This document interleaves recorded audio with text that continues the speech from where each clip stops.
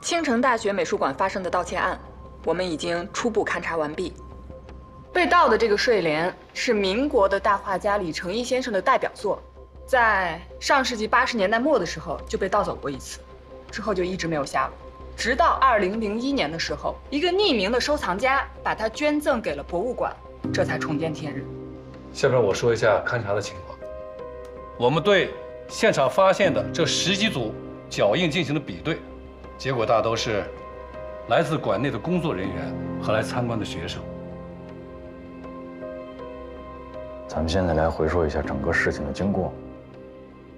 你是在美术馆里跟人家管理人员发生了肢体冲突，人家报的警是吗？对。等一下，这幅画是假的。这怎么可能是假的？跟你说了，这幅画是假的。你再这样做，就是在破坏犯罪现场。胡说八道什么东西？我说，你要干什么东西？这是假的，出去！这幅画是假的，它是假的。你一个法律系的学生，小时候没学过美术吧？怎么对画的真假这么明白呢？我对书画非常感兴趣，李成一先生的睡莲是我非常喜欢的画作，真的睡莲。它是从边缘往中心画的，应该是在叶子将干未干的时候勾勒出叶脉，而那幅画刚好相反。就这么简单？其实不止这个，这幅画一般都是挂在偏僻的拐角走廊，平常工作人员呢也不会轻易的去移动。但是我这次去的时候发现，它挂的位置跟上次大概有1厘米的偏差，而且它的画轴在挂钩上的受力点也有所偏差。这么小的细节你都能注意到啊？别人可能注意不到，但是我毕竟去过那么多次。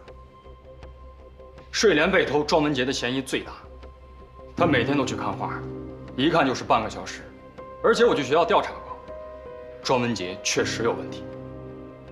去年学生宿舍发生过一起盗窃案，有个学生放在宿舍里的电脑不见了，其他人都怀疑是庄文杰偷的。报案了吗？没有，因为没有证据。而且奇怪的是，东西很快就还回去了。当时怎么丢的不清楚，这是保卫处向我介绍的。而且他们还说，在还电脑的这段时间里，只有庄文杰进出过宿舍，但是走廊里没有监控。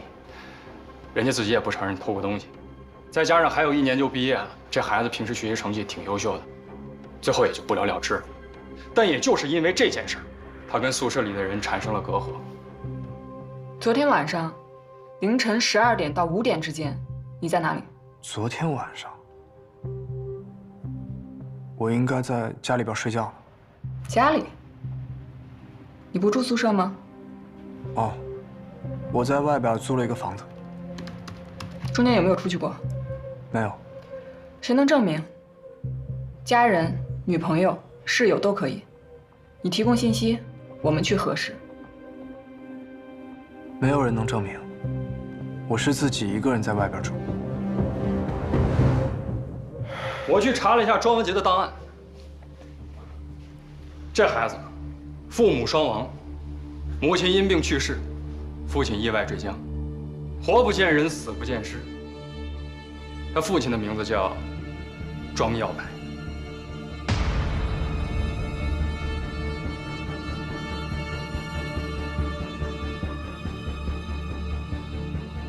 这人一家子都不简单，盗贼世家。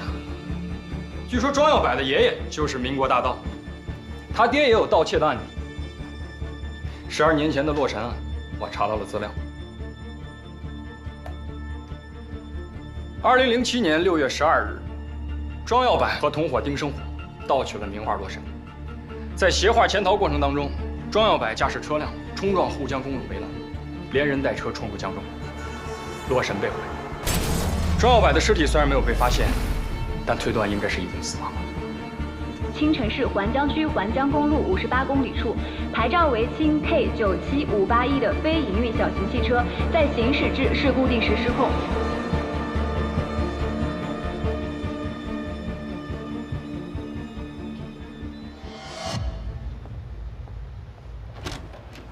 陆队，打断一下。老瓦，你们科小刘又立功了。刚才我们在对赝品进行光线测试的时候，有了新的发现。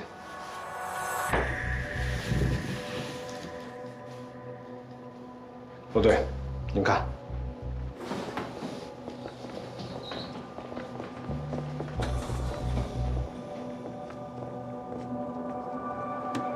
看这儿。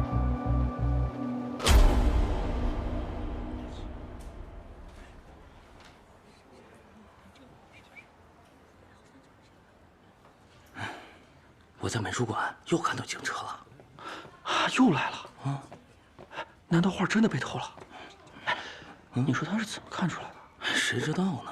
指不定贼喊捉贼。那个，一会儿咱们去食堂。走。文杰，警察好像又来学校了，你没事吧？可能有什么新的线索，他们要过来调查一下，跟我没什么关系。那你准备？没什么事，我先走了。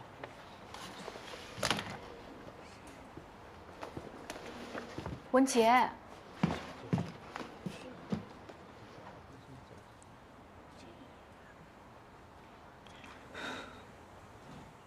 能提供的线索我都提供了，你们以后就别再来找我了。我还有不到1年时间毕业，只想安静的把大学上完，不想走哪儿都被人议论。那我倒想问问你了，你闲的没事在画上签上自己的名字，你是几个意思呀？什么名字？用隐性墨水在这幅假画上签上你自己的名字，我得用偏光笔才能看得到，你是几个意思呀？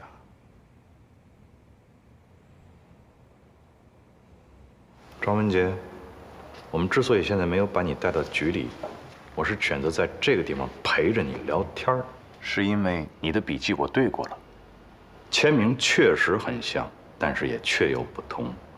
因为这件事，你已经不是一个简单的报案人了，所以我现在需要你提供给我你已知的全部信息，一丝一毫都不要有隐瞒，听明白了吗？来，现在告诉我，最近你见过哪些可疑的人、可疑的事儿？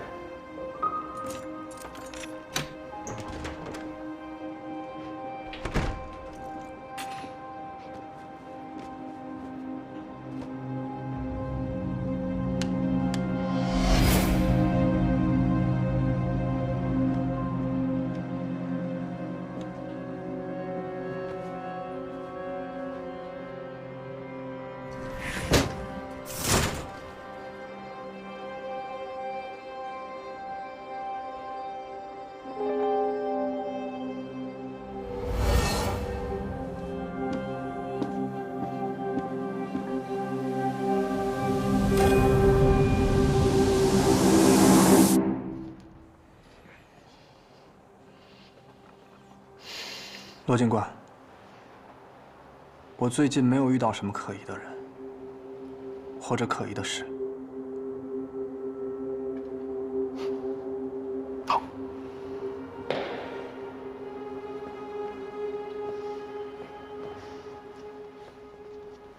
最近没有，不代表以后也没有。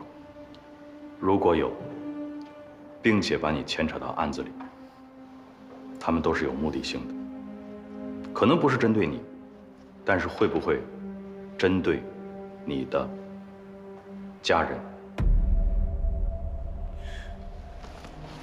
我没有家人。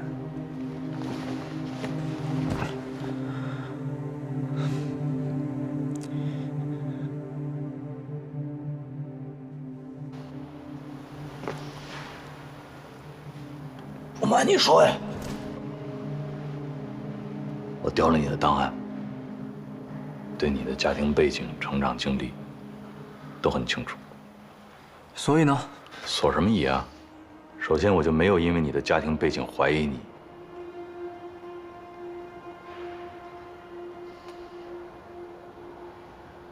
你爸爸是什么样的人，不代表你就是什么样的人。我知道，你想尽量跟你爸爸撇清关系，但是保不齐就会有人，因为他专门找上你。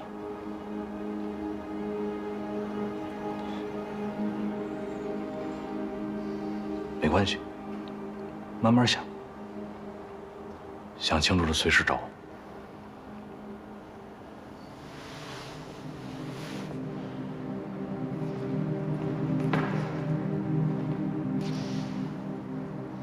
还有，不管你过去经历过什么，想要彻底摆脱黑暗，最好的方式就是努力，让自己站到有光的一边。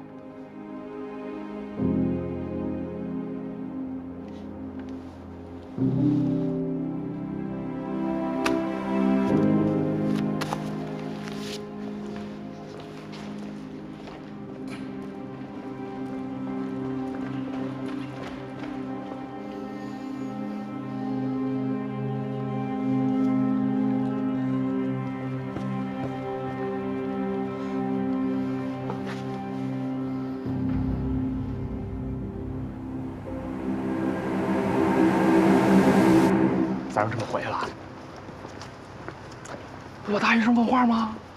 不是上次问过一回了吗？这次不一样，这次得严审了。你有证据证明是他偷的？假话都写他名字了，虽然不能证明是他自己写的，但这多大的嫌疑！而且，我是问你有证据吗？那没有。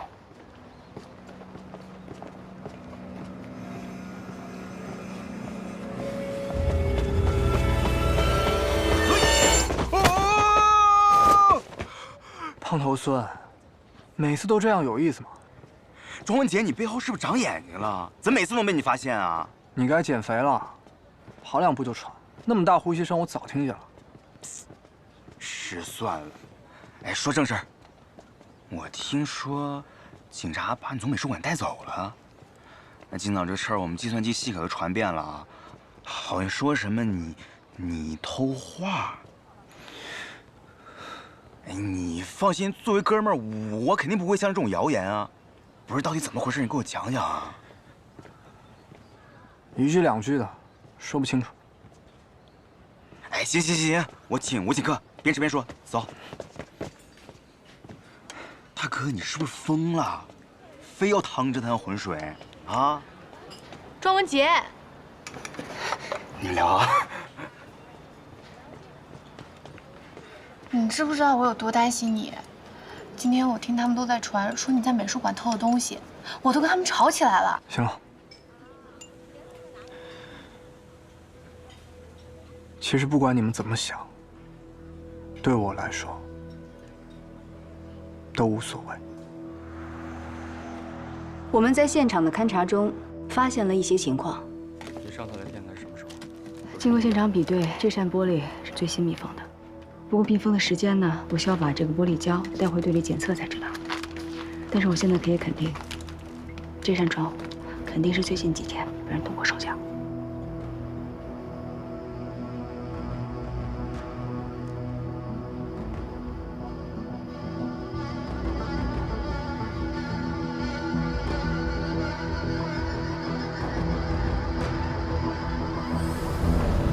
我还查了昨天晚上的监控录像，发现居然有18秒钟的空白片段，这和你们查的那个停电的时间相对吻合。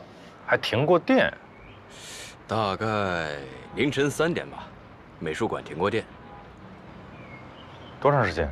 应该是18秒。18秒？这么精确的吗？啊，不会错的。我们这个美术馆呢是有备用电路的，当一个电路切断以后呢，我们要启动这个备用电源，刚好需要18秒的时间。哦，那你这个启动之前，你整个这个电源被切断了，你这个大楼照明是怎么解决？啊，有几个应急灯还亮着啊，所以我们就打着手电巡逻，没多久电就来了。画呢还好好挂在这儿，没什么事儿啊。哦，但是监控录像用的是独立用电，就算是美术馆停电，也不会影响监控录像的正常运行，除非是人为的干扰，才是现在这个结果。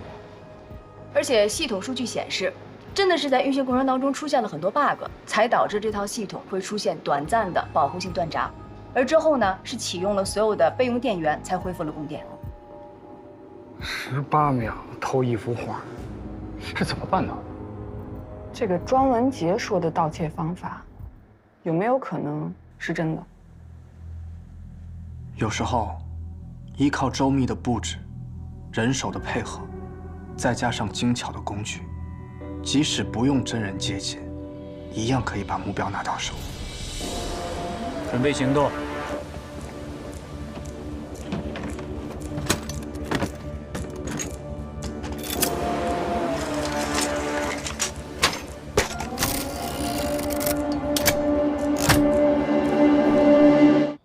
3、2、1。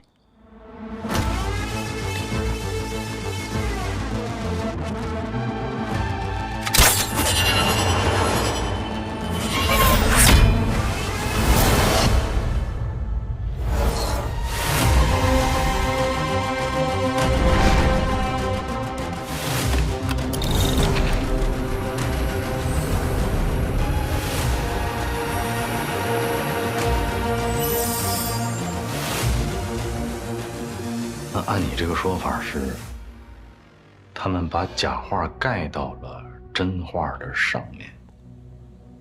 那这个真画他怎么拿出去的呢？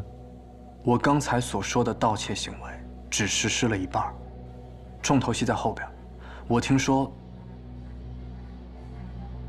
有人跟我说过一个工具，叫4象钩，它是由4个方向的钩环拼接而成。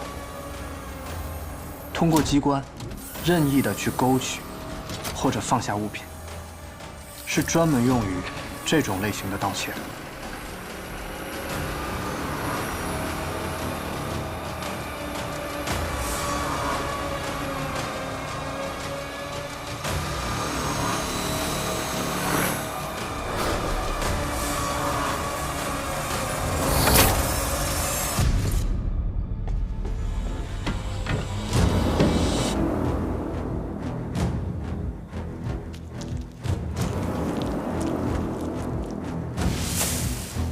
搞定。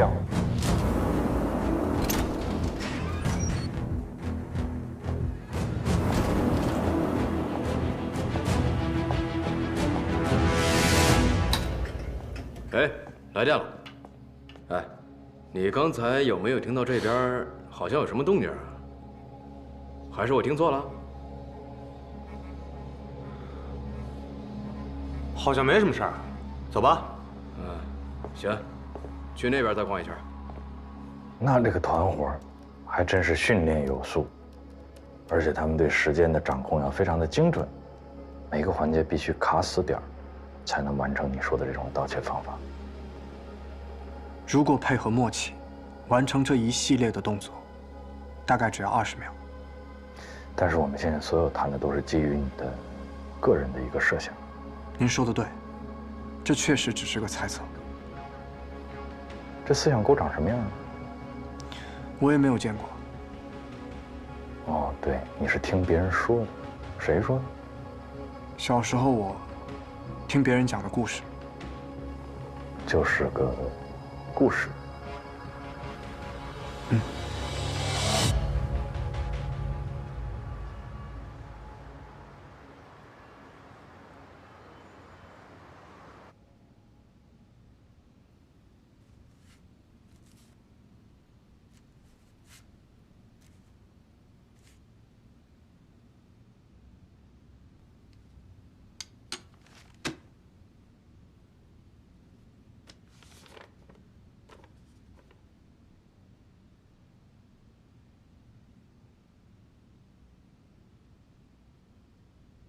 你为什么每次去美术馆就看这一幅画，而且一看就看这么长时间？什么情况啊？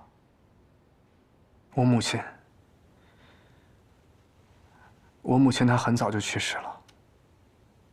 在我的记忆中，她也非常喜欢睡莲，以前经常在家里边临摹。我到现在也还记得，我母亲在家里边画她的样子。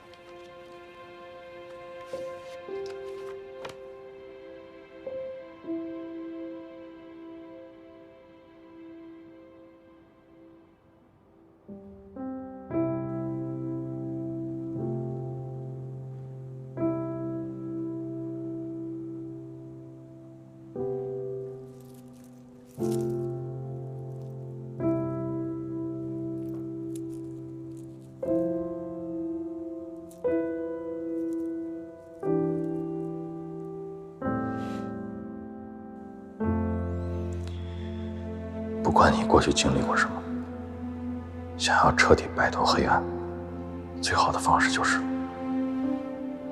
努力让自己站到有光的一边。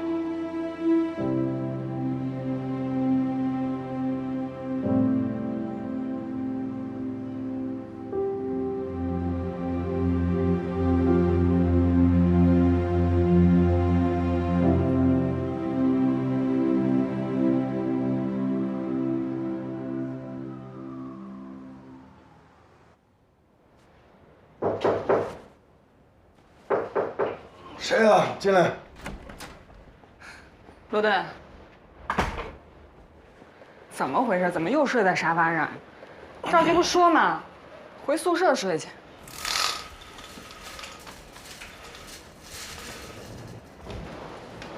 昨天干到3更半夜，时间紧，任务重啊。我看您平时任务不重的时候，也挺喜欢在沙发上睡。哎呀，我说，您是不是就懒得多走那2步路啊？哎，边儿去。杯子搁哪儿呢？我给您倒点水。老大，哎，庄家来了。你昨天说的对，假画上出现了我的名字，那我就不再是一个单纯的报案人了。其实昨天跟你们聊过之后，我想了很久，虽然对上一代的恩怨，或者是有谁想要陷害我这件事情上，完全没有头绪，但是我不想再被动等待，他们的目的和身份浮出水面了。你想看这幅画也没什么用啊，用纸和颜料我们都找专家检测过了，都是民国货，都不能在古董市场上买到。查来源无异于大海捞针。我之前也说过，我对画画很感兴趣。在睡莲这幅画被展出来之后，我临摹了将近有17幅。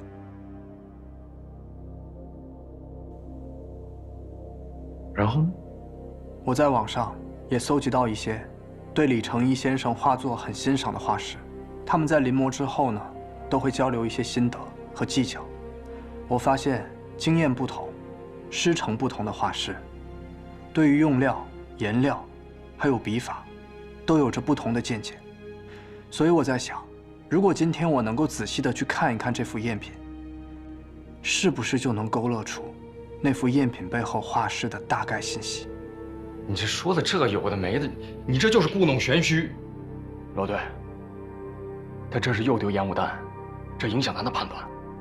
好，那就去物证科把这个画拿出来，另外把专家方朗请过来，有个专家看，咱们都踏实。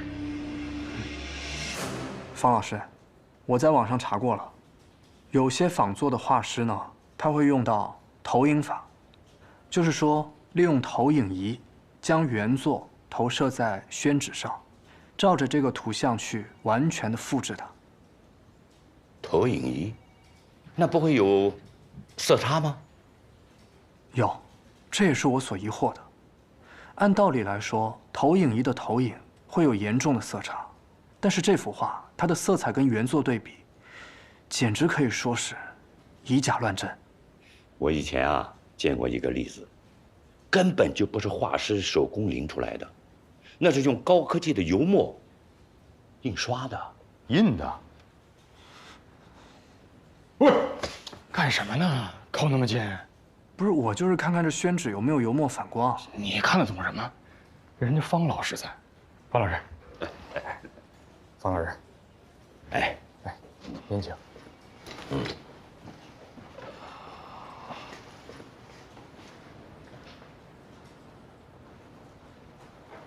这画不是印刷的，没有反光。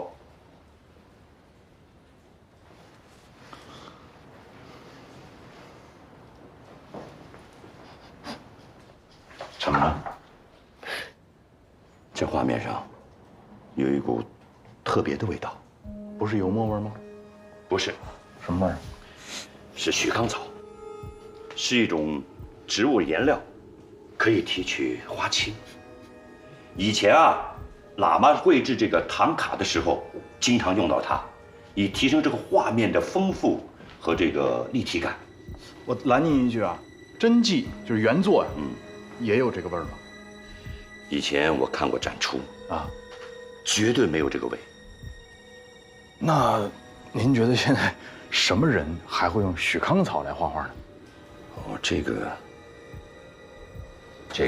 啊，哎，街头画师。什么？街头画师？对。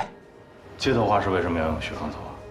刚才方老师不是说了吗？许康草可以提升画的立体感，还有饱和度。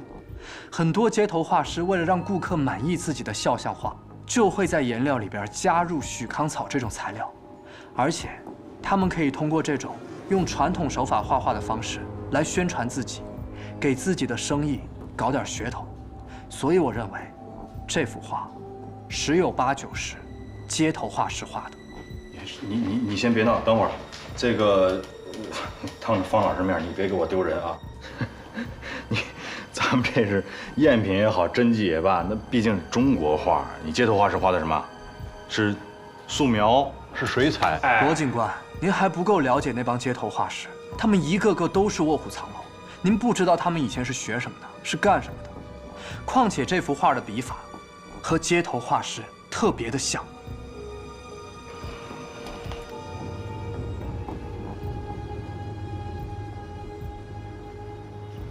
有道理，有道理。街头画师就习惯用果断直接的线条勾勒轮廓，然后再在画面上着色。他们把这种习惯带到了这幅伪作上里边来了，这也就能解释他们为什么不像李大师一样，从边缘向中间画，等叶子墨干了之后再勾勒叶脉，而他们却是反其道而行之。小伙子，来坐，来坐。你到底是学什么专业的？哦，我是学法律的。法律系的？你有没有考虑转行啊？啊？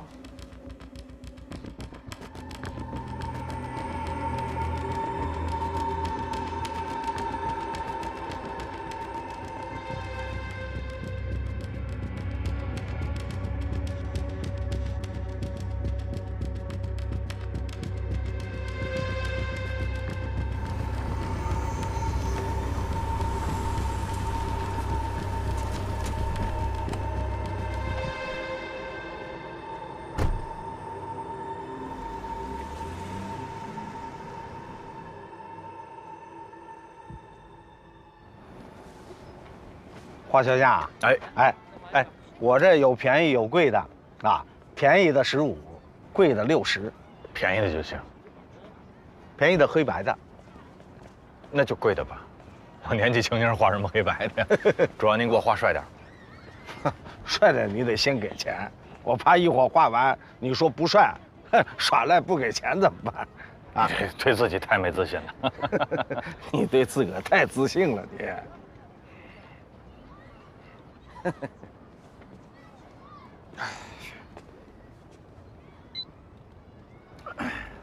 帅不帅咱不提，您给我画立体点总行了吧？画不了立体。不是有一种这个配料，哎，不是调料，哎，不是颜料啊，哎，叫许康草。内行，哎，你一定是同行砸场的吧？还知道许康草呢？不存在，我就是理论型，联系不到实践。哎，另外一个啊，我不光想画人像，我想带着后边这个风景，您给我画成水墨风的，就这种。画不了。许康草，我是画人的，画景啊找老三。我们这帮人当中啊，画景最好的是老三。谁老三？甭看呐，他这2天啊没出摊，没做生意。怎么呢？前2天接了个活，还跟我们在显摆呢，说什么大活，我们这个不相信，吹牛吧你！哎啊，您知道他在哪儿吗？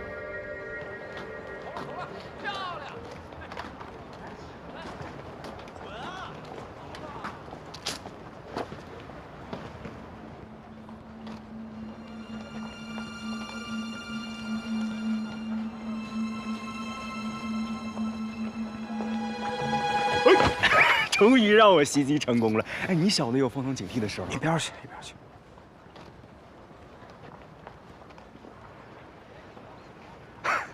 哎，平时懒得搭理人家，看见人被搭讪了，你这心里又不舒服了，是不是？你瞎说什么呢你？我只是觉得那人不像学校的。你管人是不是学校的呀？哎，这啥玩意儿啊，鼓鼓囊囊？画画的，你看不懂。不是，我说兄弟。一幅睡莲给你惹了这么大麻烦，你还想着画画呢啊？你对艺术这么有热情，你当初学什么法律啊？那这是我的爱好，你管得着吗你？我这不是关心你吗？我是真发财了。你看，你管我怎么发的？我买彩票买中了行不行啊？啊？哎，等过一阵子，我带你去趟国外。我都想好了，去瑞典看极光。哎，我就在那个极光下头给你画一个极光美人图。哎，不行，现在不行，我得低调点儿，明白吧？过一阵子财不能露白啊，就这样。哎，你找谁呀？马老师吗？你谁呀？哎呦，慕名而来，跟您求幅画来了。哎呦，这怎么都找家里来？什么画啊？睡莲。那有人那边。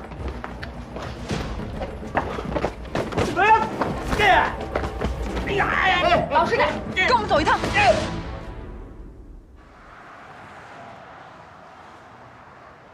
我就是帮人画了一幅画，真的，我对天发誓，我就画了一幅画，其他什么也没干。谁让你画的？哎呀，他是这么回事儿。前段时间呢，莫名其妙的我就接了一个很奇怪的一个活儿。对方呢让我画一幅就是临摹一个叫睡莲的古画，其实呢我也知道对方没安什么好心，可我这人呢财迷心窍，我就还是把这活接了。哎，我呢以为他们就是拿我画的这个画去卖给哪个冤大头就完了，可谁知道他弄个以假乱真，弄出这么大的事儿来。他们？谁们？这个事儿从头到尾呢，都是一个年轻人在跟我联系的。哎呀，说起来这差不多得是1个月前的事儿了。那天呢，我是正常的出摊儿画画，结果呢，电话突然响了。很美。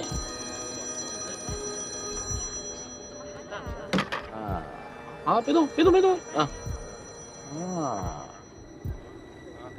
哎，好像是那儿响吧？那个包里头。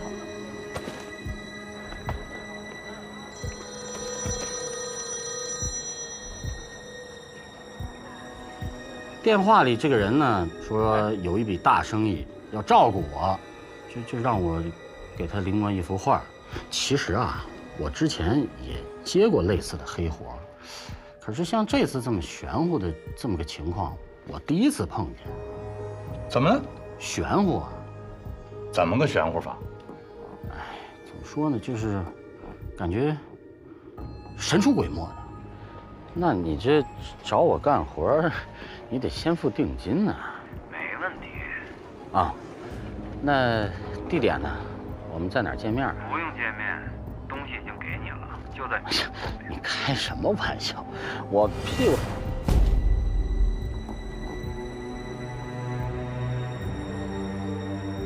那包里面有什么？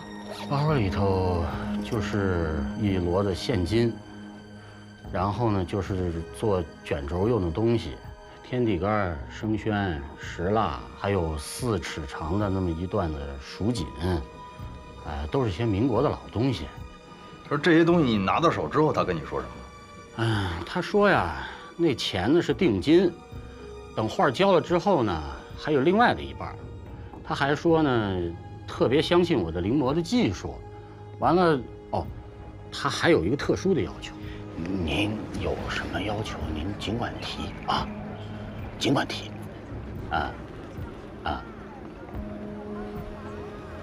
哦，你是说要把你的名字用药水写上去？手机在哪儿呢？这个叫文杰这个年轻人啊，专门交代我说，完了事儿把手机给扔了。可我一看那手机挺新的，挺值钱的，我就没舍得扔，我就把那卡拿出来给扔了。完了，手机我送我女朋友了。女朋友在哪儿呢？